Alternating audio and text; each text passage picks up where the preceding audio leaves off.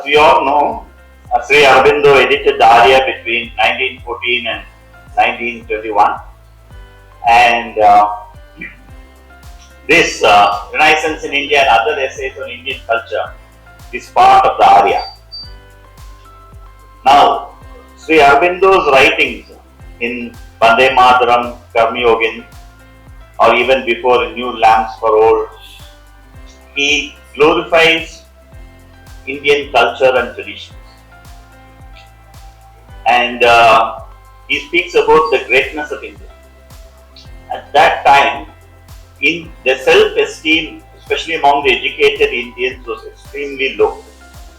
And Swami Vivekananda's talk at Chicago was a very big boost for the educated Indians.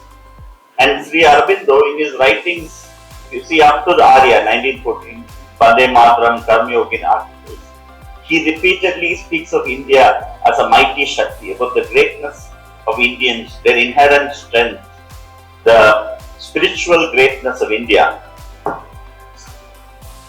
At the same time, he also talks about the need to do the self-correction in certain aspects.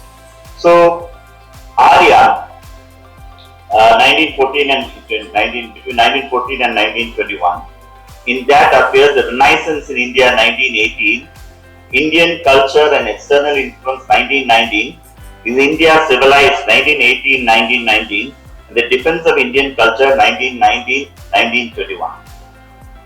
So in Arya you have essays on the Gita, the life divine, ideal of human unity, human cycle, secret of Veda, his commentaries on the Upanishads, the foundations of Indian culture. So you have in the Arya his great commentaries on the Vedas, the Upanishads and the Bhagavad Gita. And his human cycle and ideal of human unity are much neglected books on sociology. The Indian sociological departments must necessarily prescribe his books on, and history departments have to prescribe his books on ideal of human unity, human cycle, war and self-determination. And you have his excellent commentary on the Bhagavad Gita, essays of the Gita. And his commentary on the Vedas, the secrets of the Veda, in which he differed from Sayanacharya's ritualistic interpretation. He gave us the mystic interpretation. And he was also criticized Max Miller's translation of the Vedas. And he also was critical of the Aryan Dravidian theory. And he says that there is no specific race called the Dravidian race. And this is a concoction of the missionaries. He found no evidence in the Vedas of any Aryan invasion, he says. He is very firm about that there is no evidence in the Vedas of any Aryan invasion. And when he came to the deep south, he noticed the racial features of the South Indians. And he says in his writings that they were not different from the racial features of the North Indians. So he says that the Indo-Afghan race is essentially one. And his commentary on the Vedas is unique and a much neglected work. It is an excellent commentary. Sayanacharya provided us a ritualistic commentary of the Vedas. Sri Aurobindo in the 20th century has provided us a mystic commentary of the Vedas. And then his essays on the Gita, which is an excellent commentary on the Bhagavad Gita. And then you have the life divine, in which he talks about the evolution of consciousness, involution and evolution, how from man evolved to superman, from mental consciousness to supramental consciousness. And he says mind is not final. We have to go beyond the mind to higher mind, illumined mind, intuitive mind, over mind, and finally the super mind. So from inconscience, we evolve to the supramental consciousness. The super mind is the self-awareness of Satchidananda. The super mind is the acting force of Satchidananda. And the life divine is a metaphysical masterpiece of Sri Aurobindo. And it appeared in the Arya. Later he edited it and it was published in the 1940. And in this you have the foundations of Indian culture. Now William Archer, he wrote the book India and the Future in 1917. And William Archer wrote in that book that Indians are a barbaric race. And he was highly critical. He denigrated the literature of the Indians, the philosophy of the Indians, the cultural traditions of the Indians.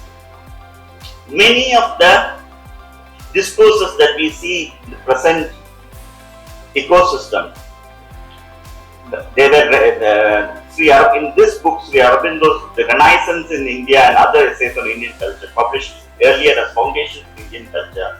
These discourses, Sri Aurobindo has provided the counter discourse.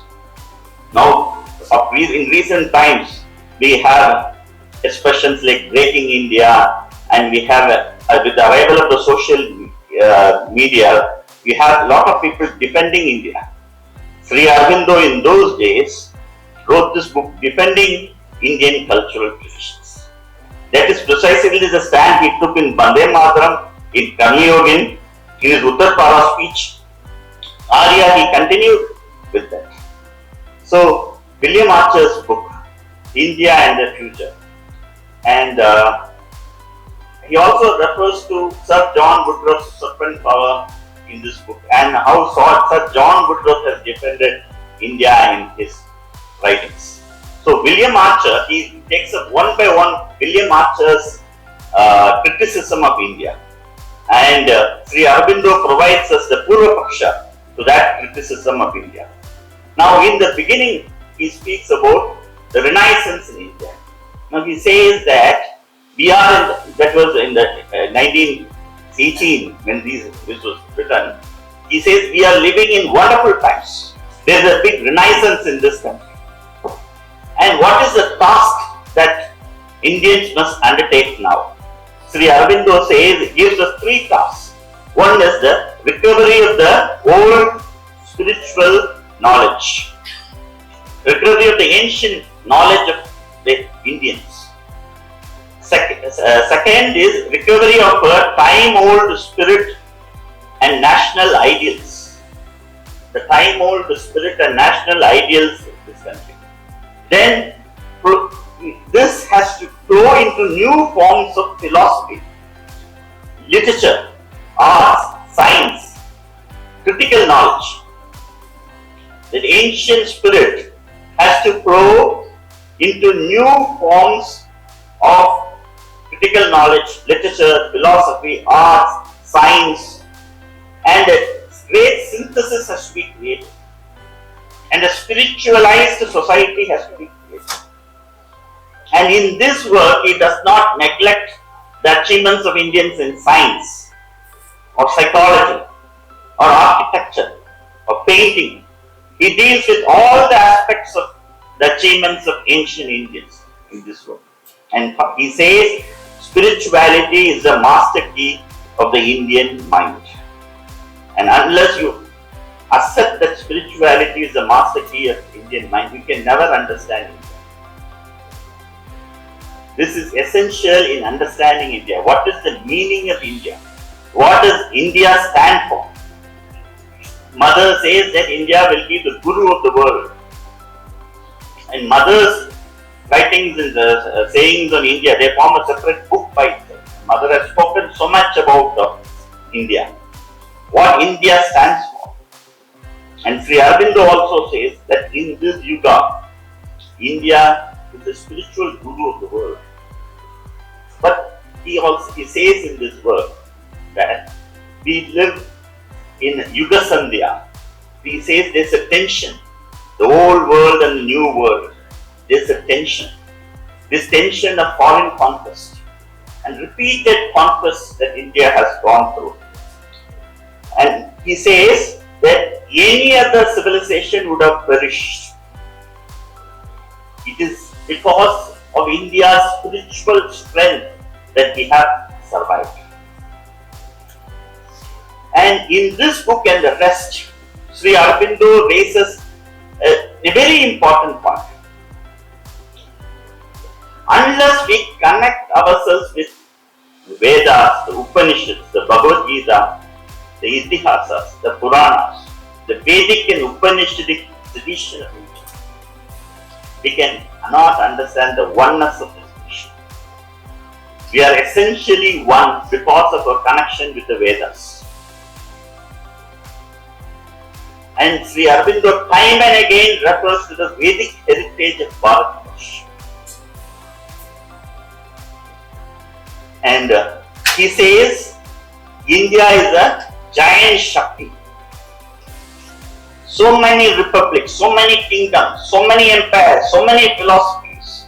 He refers here to Shankara, to Ramanuja, to Madhva, to Chaitanya, Kabir, to Nanak, to Andal, to so many from the Vedic times, the Upanishadic times, the Itihasas, the Puranas. Then you have the commentaries by the Acharyas. Then you have the Bhakti tradition, the great Bhakti tradition. Then you have so many kingdoms, so many monuments, so many arms, so many Shastras written. It's this kind of prodigious production. This has no parallel in human history. There is no parallel for this in human